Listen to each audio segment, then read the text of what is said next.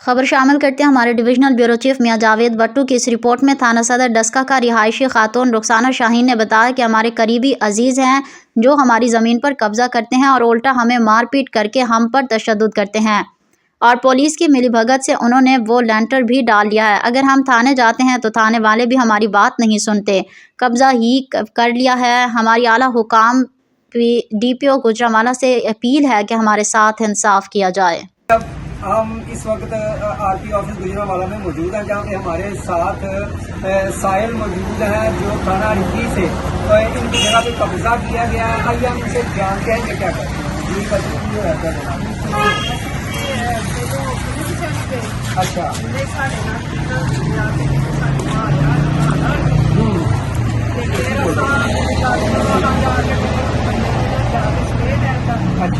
जगह तो सारे इको जिले ने गुस्से ना स्टे देता वो चलता था केस कितनी जगह तो अच्छा ठीक है ना वो फिर मैं गई थी बेचारी और जाकर मैं दरखास्त दी अच्छा उन्हें दरखास्त उन्हें वोट मारी के पर्चा पे कटी अच्छा ठीक है ना। और तो मैं आ गई फिर सियालकोट वालिया ने सियालकोट दरखास्त कटी डी साहब वाले भी बड़ी अच्छी साढ़े नाल गल सुनी। उन्हें आख्या SH ने पर्चा नहीं कटिया, मैं आख्या नहीं कटिया। उन्हें फोन करके मैं आख्या पर्चा क्यों नहीं कटिया फिर अज उन्हें साड़ी गल नहीं सुनी। उन्हें किन्ने को लम्बे लम्बे नोट ले ने। असीं गरीब बंदे आ, सानू मारदे कुटदे सानू डर लगदा, सानू जेहड़े ना ये दसन साडी केड़ी वजह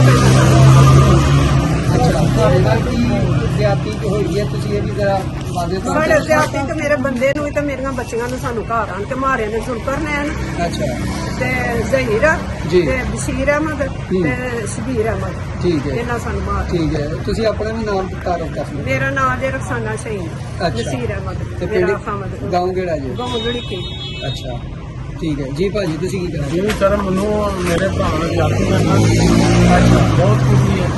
मैं गया सूट वालिया को अच्छा उन्होंने भी आख्या स्टे भी लिया इन्हें मेरी कोई गल नहीं सुनी किसी किस्म की, चखिया भी नहीं मैनू 2 बारी खड़ के थाने हवाला ते बंद करके SHO साहब ने गालां कढ़िया ने। अच्छा हाँ जी गालां मियाँ शहबाज अच्छा मियाँ शहबाज मैनू उन्हें गालां कढ़िया ने। लिहाजा उन्हें मैनू अंदर डक के लेंटर पवाया। अच्छा मैं स्टे आंदा मैं 1 ते कॉल चलाई। उन्होंने कहा तू क्यों चलाई है? इस गल तो मैंने खड़ के उन्होंने अंदर बंद कर दिया। बंद करके तुझे लेंटर पवा के उन्होंने खड़ के 7 बजे कर समझे। बाकी और मेरा कोई मुतालबा नहीं है, मेरी मुश्तरका खाता मैं स्टे ले या मेरी कोई गल ही नहीं सुनना कोई नहीं। वज़ीर आला पंजाब से RTO ऑफिस RTO साहब नाल RTO साहब को आया पंजाब साहब नाल की मुतालबा करना चाहते? ये करना चाहते सानू इंसाफ चाहिए। अच्छा इंसाफ होना चाहिए ठीक है क्यों कि सारे नाल ज्यादती है, सरासर ज्यादती है। पुलिस मलबस विच सारे काम कर रही है।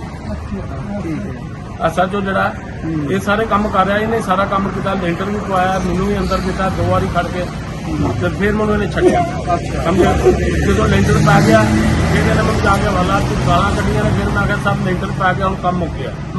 हुण मैं 1 बजे तक कॉल नहीं करता, जो काम ही मुक गया तो मैं 1 बजे तक कॉल कटी करनी ये तो मैं अगे ले आओ मैं दालती चलेगा। ठीक है यह गल है सर, यह बात है समझे। मरियम नवाज मरियम नवाज अगे भी यही मुतालबा करना कब्जा ग्रुप हाँ जी कब्जा ग्रुप ये ने इन्हें कब्जा मेरा करवाया, सारा काम किया इन्हें। मैं माड़ा बंदा, मेरा ना कोई बच्चा ना कोई गल ना बात, मैनू इन्हें ज्यादा मेरे नाल की बड़ी जी। जी की तुसीं की कहना चाहते? बिस्मिल्लाहिर्रहमानिर्रहीम। जी मैं तो शुरू तो इस काम में हिस्सा ही नहीं लिया। मैं मुस्लिम लीग का कारकुन मुख्तलिफ इलाकों में मेरा नाम होना। अच्छा अच्छा मेरी भैन रोंदी आई, उन्हें आख्या मेरे वास्ते ना थोड़ी हुकूमत रही है ते ना तुही रहे हो, मर गए। असां अपना आवाम की भी खिदमत की अपने हल्के। बल्दिया मिनिस्टर मियां जी शान और टीम का हिस्सा भी हाँ जी। MNA नशीन का भी मैं टीम का हिस्सा। अच्छा ठीक हो गया। ते सानू ना CM दे इंसाफ असी हक ते स्टे भी इन्हां कोल मुश्तरका खाता पटवारियों को पटवारी महकमे में किया तहसीलदार भी उत्थे करप्ट लगे हाँ जी असीं सिर्फ इंसाफ चाहते हैं मैरिट साडा कानूनी तरीके नाल चले ये नेपाल लोग असी इन्ने जिहड़े बल फेर नहीं ਹੁਣ चाहते ਤੁਸੀਂ ਕੀ ਮੁਤਾਲਬਾ ਕਰਦੇ ਹੋ ਕੀ ਕਹਿਣਾ ਚਾਹੁੰਦੇ ਹੋ ਦੱਸੋ ਅਸੀਂ ਚਾਹੁੰਦੇ ਹਾਂ ਇੱਥੇ ਜੋ ਦੀ ਵਰਦੀ ਲੱਗੇ ਅੱਗੋਂ ਇਨਸਾਫ ਜਿਹੜਾ ਵੀ ਲਾਓ ਕਰਪਟ ਅਫਸਰਾਂ ਨੂੰ ਇਹ ਤੋਂ ਬਾਹਰ ਕੱਢੋ ਆਪਣੀ ਟੀਮ ਵਿੱਚ ਠੀਕ ਹੋ ਗਿਆ ਅੱਛੇ ਅਫਸਰ ਲਾਓ ਇਮਾਨਦਾਰ ਲਾਓ ਉਹਨਾਂ ਕੋਲ ठीक हो गया ਅਸੀਂ ਇਹ ਇਨਸਾਫ ਚਾਹੁੰਦੇ ਹਾਂ जी ठीक हो गया सॉरी जी ये कह रहे थे कि हमारे साथ बहुत सियासी एरिया हमारी जगह पे भी कब्जा हो गया है और हमें इंसाफ चाहिए